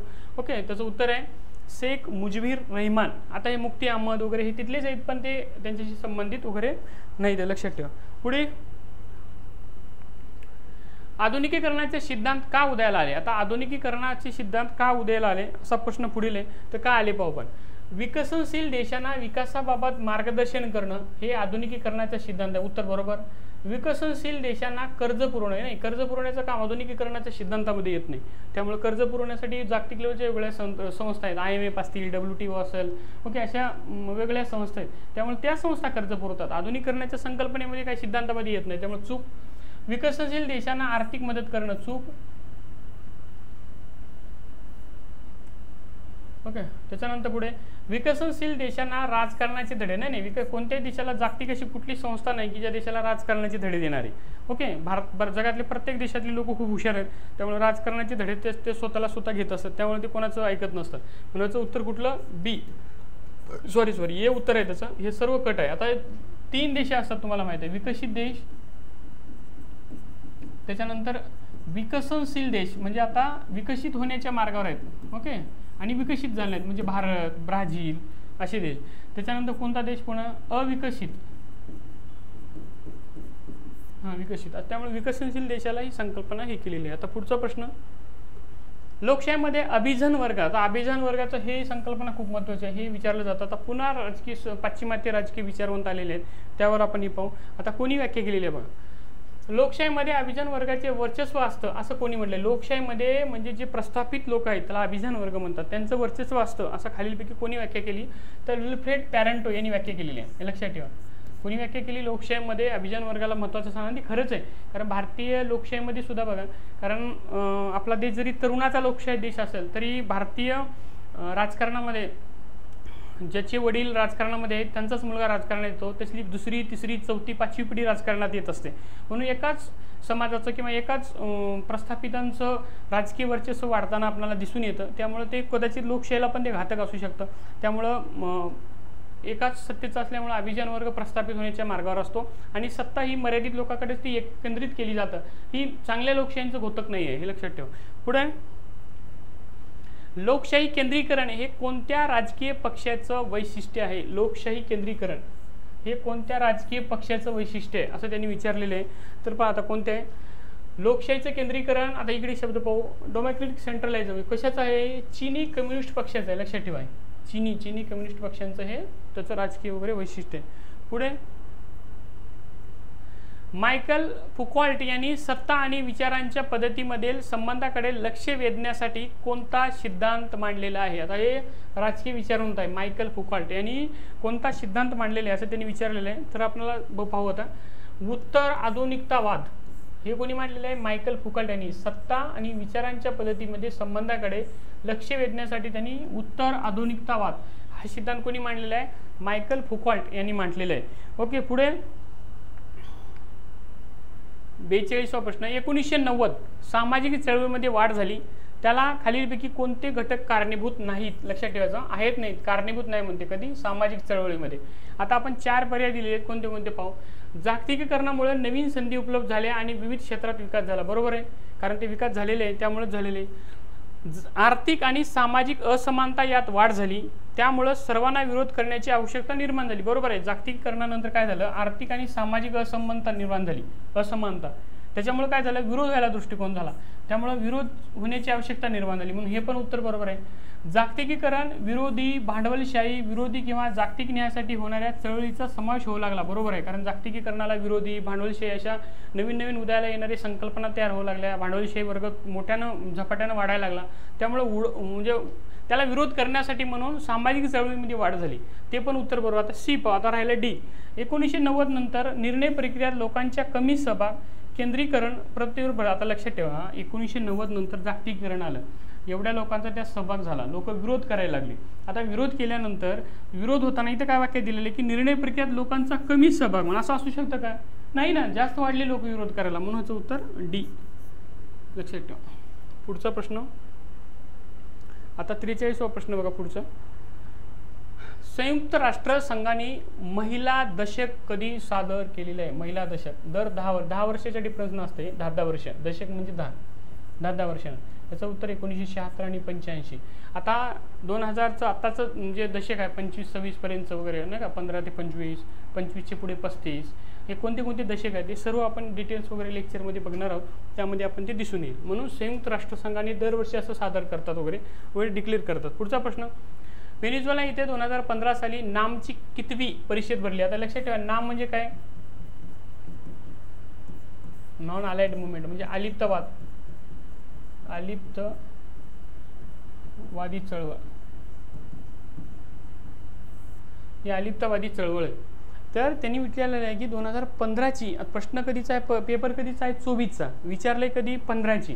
म्हणजे लक्षात ठेवा, तुम्हाला कमीत कमी हे ज्या परिषद आहेत ते कमीत कमी 10 वर्षापासूनच्या मागे जिथं झालेले आहेत 3-4 वर्षापासून तिथल्या आपल्याला पाहणं गरजेचं आहे. आता कधी झाली? ही 17वी होती. लक्षात ठेवा, 17वी. कधी? 15ची. आता कुठं झाली ती आता पुढच्या प्रश्नाला विचारणार. आपण ते 25च्या पेपरमध्ये सांगितलेले आहे. त्यामुळे लक्षात ठेवा, नाम म्हणजे हीच ते अलिप्तवादी चळवळ ज्यांनी पंचशील धोरण सांगितलं आहे. याचा पुढाकार कोण घेतलेला आहे? भारत सरकारने. म्हणजे तत्कालीन म्हणजे पंडित नेहरूच्या पुढाकाराने ही जागतिक लेवलची संघटना स्थापन झालेली आहे. जगातील सर्वाधिक जास्त प्रबळ संस्थांपैकी एक चळवळ मानली जाते ती. ओके. पुढचा प्रश्न, ब्लू इकॉनॉमी बघा शब्दातच आहे. ब्लू म्हणजे काय? समुद्राचं पाणी. ओके. ब्लू इकॉनॉमी कशाशी संबंध आहे? भूभाग असतं का? भूभाग असतो का ब्लू? नाही. कट. खनिज काय संबंध नाही.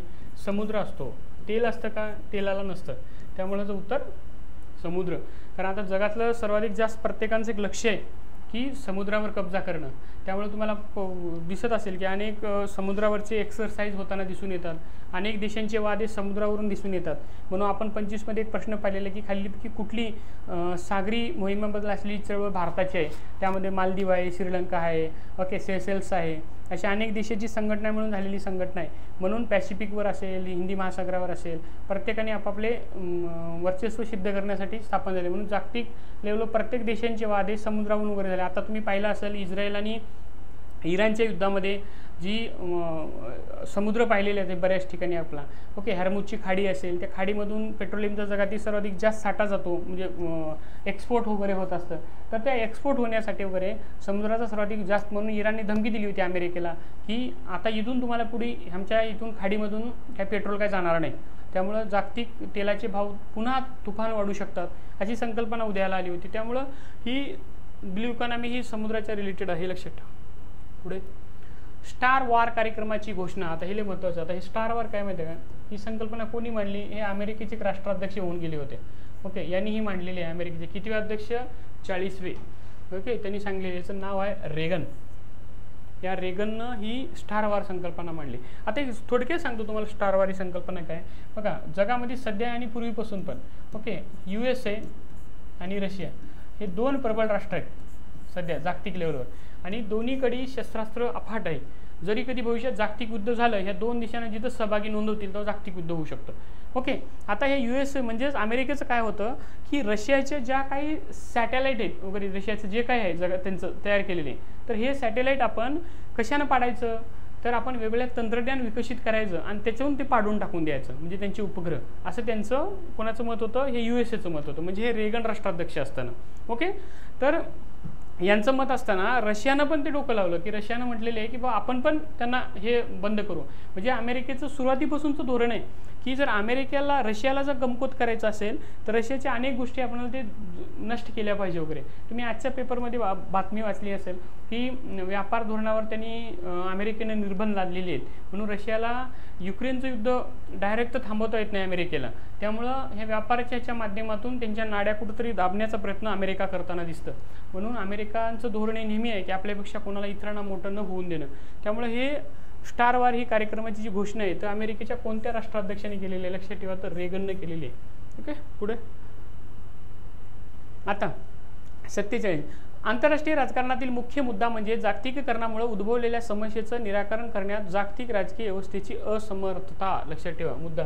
आता जागतिकीकरणामुळे उद्भवलेले जे समस्या आहेत याला राजकीय असमर्थता असं सांगलेले वाक्य दिले, त्याचं वाक्याचं कारण पण दिलेले काय, वेस्टफिलियाप्रमाणे दीर्घकालीन उद्दिष्टे पूर्ण करण्यात यशस्वी ठरलेली आहे. तर हे प्रश्न विचारला त्याचं कारण होऊ शकते का विचारले, पाहत आपण बघा. दोन्ही उत्तर सत्य आहेत का, तर बरोबर सत्य आहेत, पण हे त्याचं स्पष्टीकरण नाही, कारण नाही आहे कुठलं, हे वेस्टफिलियाप्रमाणे दीर्घकालीन उद्दिष्टे पूर्ण करणे हे त्याचं हे नाही, म्हणून हे उत्तर चूक. पुढे बरोबर आहे, परंतु त्याचे योग्य स्पष्टीकरण नाही. बरोबर, हे उत्तर तसं आहे, स्पष्टीकरण आहे. दोन्ही वाक्य बरोबर आहेत पण हे स्पष्टीकरण बरोबर नाही, म्हणून बीचं उत्तर आहे. हे खालचं तर दोन्ही चुकीचे वगैरे होऊ शकत नाही, म्हणजे उत्तर कुठलं बी आहे, लक्षात ठेवा.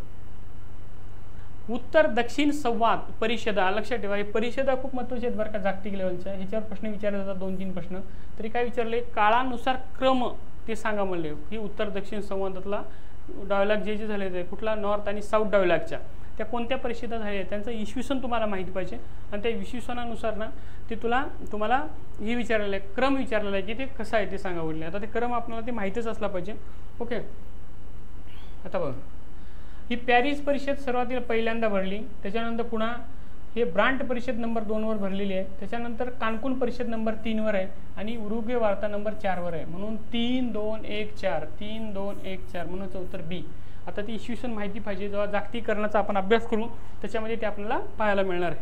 पुढे बदल होत आहेत, आशिया पुन्हा आपली ओळख प्राप्त करत आहेत, हे विधान कोणाचं आहे. बघा, बदल होत आहेत आणि आशिया आपली स्वतःची ओळख काय करत आहे, पुन्हा निर्माण करत आहे, असं खालीलपैकी कोणाने म्हटलेले वाक्य. हे पंडित नेहरूचं वाक्य. का हे कुठं वाक्य केलेलं आहे ते माहिती आहे तुम्हाला, नाम परिषदेमध्ये वाक्य केलेले आहे. नाम म्हणजे अलिप्तवाद. ओके,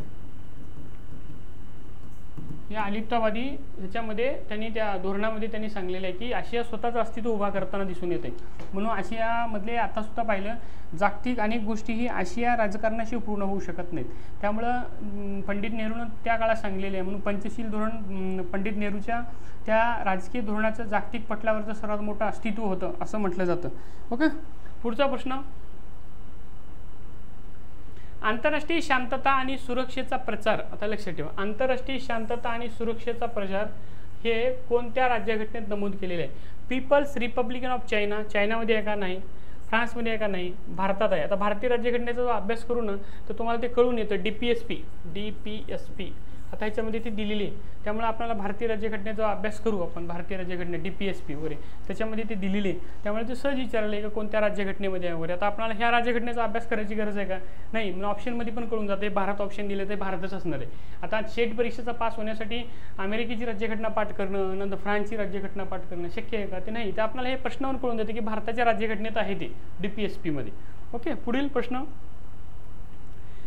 भारतीय परराष्ट्र धोरणाची ठळक वैशिष्ट्ये कुठली आहेत. लक्षात ठेवा, ठळक वैशिष्ट्ये कुठली आहेत ते सांगा म्हणले. कोणते कोणते ठळक आहेत, ऑप्शन दिलेले आहेत. पण परस्पर सहकार्य बरोबर आहे, कारण परराष्ट्र धोरणात एकमेकाच्या देशाला सहकार्य करून आपण पुढे जाण्याचा प्रश्न हे केलेला आहे, कधी आपण कोणावर आक्रमण करत नाही स्वतःहून. ओके, त्यामुळे परस्पर धोरण आहे. शांततामय सहकार्य पूर्वीपासूनच आपलं धोरण आहे की कोणत्याही देशासोबत शांततामय सहकार्य करूनच आपण ते पुढाकार करतो. ओके, आता विस्तारवादी धोरण आहे. विस्तारवादी म्हणजे अनेक देशासोबत कब्जा करण्याचा प्रयत्न करणे वगैरे, माझी जागा आहे, माझी ही आहे ती आहे म्हणून सीमारेषेवरून वाद किंवा ती कब्जा करण्याचा प्रयत्न जबरदस्ती करतो, तसं आपल्या काही इथं नाही, म्हणून विस्तारवादी धोरण नाही. लक्षात ठेवा, म्हणून 3 कटलं, 1, 2, 3 हे तिन्ही पण कट. ओके, ह्याचं डायरेक्ट उत्तर 1, 2 आणि 4. आता चौथं कसं, परस्पर सार्वभौम तत्व आधार.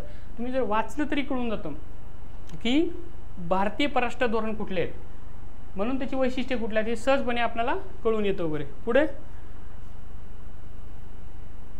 पंचशील करारावर कोणत्या वर्षी स्वाक्षरी करण्यात आला. बघा, मी आजच्या ह्या 50 प्रश्नामध्ये पंचशील धोरणावर मी कमीत कमी 5 ते 6 वेळेस बोललेले आहे, म्हणजे पंचशील धोरण किती महत्त्वाचं आहे, त्यामुळे ते आपल्याला करणं खूप गरजेचं आहे. 1954ला पंचशील धोरणाची काय केलेली आहे, स्वाक्षरी केलेली आहे. पंचशील धोरण म्हणजे 5 धोरण.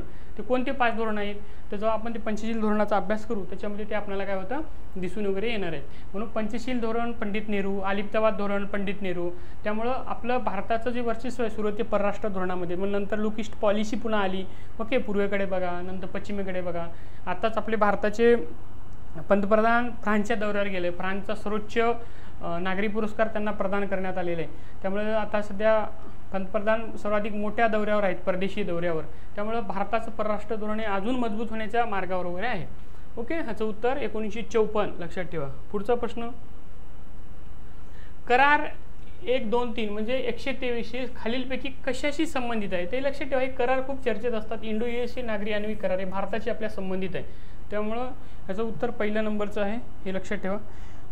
कुठला करार? करार 123 हा कोणत्या देशाशी संबंधित आहे विचारतं. हे Indo USA civil nuclear deal यांच्या संदर्भात वगैरे आपण जे न्यूक्लिअर डील केली होती वगैरे त्यांच्या संदर्भामध्ये करार आहे वगैरे. या कराराला नंतर मनमोहन सिंगांनी खूप चांगलं हे केलेलं आहे, आपलं डॉक्टर APJ अब्दुल कलाम असताना वगैरे. ओके, हे त्याचं उत्तर आहे. पुढे द इंडिया वे. आता हे पुस्तक खालीलपैकी कोणी लिहिलेलं आहे लक्षात ठेवा. इंडिया वे. आता ही चालू घडामोडीच्या प्रश्नावर का लेटेस्ट हे पुस्तक आहे, पण हे द इंडिया वे म्हणजे परराष्ट्र धोरणाला रिलेट करणारं पुस्तक आहे, म्हणून हे पॉलिटिकल सायन्सच्या पुस्तकामध्ये आलेलं आहे. हे खालीलपैकी कोण्या लेखकाने लिहिलेले आहे असं त्यांनी विचारलेलं आहे. तर बघा लक्षात ठेवा कोण कोण विचारले. हर्ष व्ही पंत यांचं काय नाही. ही राजा मोहन, हे पण राजकीय, हे लक्षात ठेवा राजकीय पत्रकार आहेत, मोठे विचारवंत वगैरे. शशी थरूरवर अनेक पुस्तकं विचारली जातात वगैरे, चर्चेत असतात ते सतत. ओके, पण जयशंकर यांचं हे पुस्तक आहे द इंडिया वे नावाचं. भारताचे परराष्ट्र मंत्री कोण? आपले जयशंकर हे परराष्ट्र मंत्री आहेत. ओके, ते स्वतः आधी IFS होते. ओके, ते बऱ्याच देशाचे राजदूत म्हणून काम पाहिलेले आहेत, परराष्ट्र सचिव म्हणून काम पाहिलेले आहेत, पण त्यानंतर परराष्ट्र मंत्र्याचा धुरा ते सांभाळताना त्यांचं हे पुस्तक लिहिलेलं आहे. त्याचं नाव पुस्तकाचं आहे द इंडिया वे. हे चालू घडामोडीचा प्रश्न आहे लक्षात ठेवा, म्हणजे न्यूजपेपरमध्ये आलेला पेपरचा प्रश्न आहे. हे का कोणते असं सिलेबसचा वगैरे भाग हे नाही, पण ते रिलेट करणारं पुस्तक आहे परराष्ट्र धोरणावर, म्हणून हे प्रश्न विचारलेले आहेत. ओके, पुढे त्यानंतर लक्षात ठेवा. आता या 54 प्रश्नांपैकी आपण इंडियन पॉलिटीचे आणि भारतीय राज्यघटनेचे पाश्चिमात्य विचारवंत आणि त्याबरोबर जागतिक पाश्चिमात्य विचारवंत आणि भारतीय राजकीय विचारवंत यावर आपण एकंदरीत अभ्यास केला आता एकंदरीत 54 प्रश्नामध्ये. तर हे असा अभ्यास करताना बरेच प्रश्न हे मागील प्रश्न वर्षीच्या पुढील प्रश्नाला रिलेट करणारे असतात, म्हणून आपल्याला अभ्यास खूप लिमिटेड आणि खूप सोर्सेबल आणि खूप चांगला अभ्यास करून आपण सेट परीक्षा सहजरीतीने पॉलिटिकल सायन्समध्ये पास होऊ शकतो. 56 ते 58% वर आपण सहज घेऊ शकतो. पहिला पेपर 50 क्वेश्चनचा आणि दुसरा प्रश्न 100 क्वेश्चनचा. जर दोन्ही पेपर कलेक्ट करून जर आपल्याला मार्क घेता आले चांगले तर आपण सहजरित्याने ते आपण रिकवर करू शकतो आणि पास होण्याची संधी आपल्याला मध्ये सहज निर्माण होऊ शकते वगैरे. तर राहिलेला जो भाग आहे तर आपण पुढील सेशनमध्ये आपण ते बाकीचे प्रश्न आपण पुढील करणार आहे. तोपर्यंत नमस्कार.